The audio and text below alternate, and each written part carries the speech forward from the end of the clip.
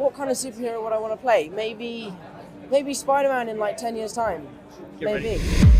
Fans, we are here with Tom Holland, who plays Peter Parker. This is one of the biggest Spider-Man films ever made. I honestly cannot even begin to explain to you how happy I am and how excited I am. If you had told me 10 years ago that you'll be playing Spider-Man in a movie like this, I would have been like, you're a liar.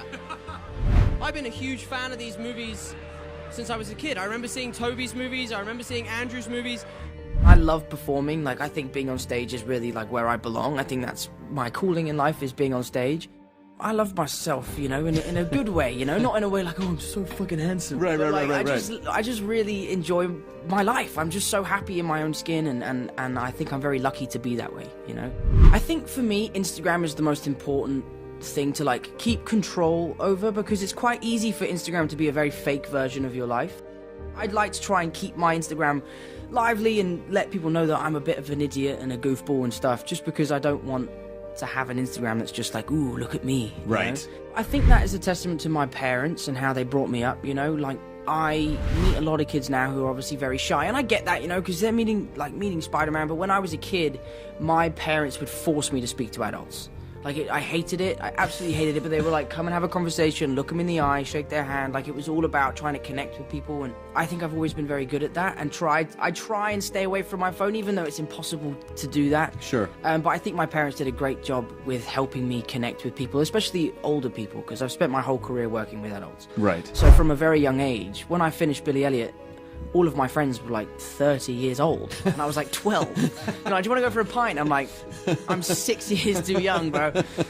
My big thing about actors is you can't take yourself seriously. If I pretended to be serious, that would be so stupid. Like, I dress up in red and blue tights every day and pretend to be a superhero. Like, that's the most stupid thing I've ever heard. So if I took myself seriously, you just kind of lose perspective of what it is that you're doing and stuff, and that's my pet hate about acting, is how people can take it, and we're so revered and so talented. Like, I think there isn't enough credit that goes to people like surgeons and engineers and architects and people who have like a real skill, right, and can do amazing things. He's just so sweet and humble, and he's kind of remained that way. I mean, he's a man now, but he's just also just a really decent human being. Yeah.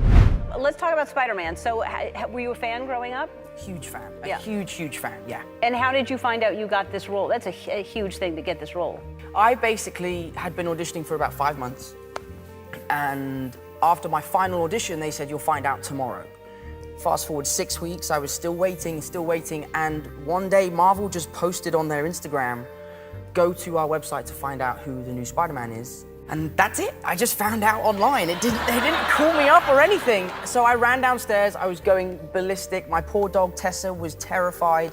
And my brother Harry, who's pretty savvy with technology and stuff, was like, dude, they've probably been hacked, bro. Like, they would call you, right? They would let you know. And so I called my agents. They were like, oh, this is amazing. And then Kevin Feige finally rang me and said, I've got some great news. You're going to be Spider-Man. I was like, I know, Kevin. You put it on Instagram.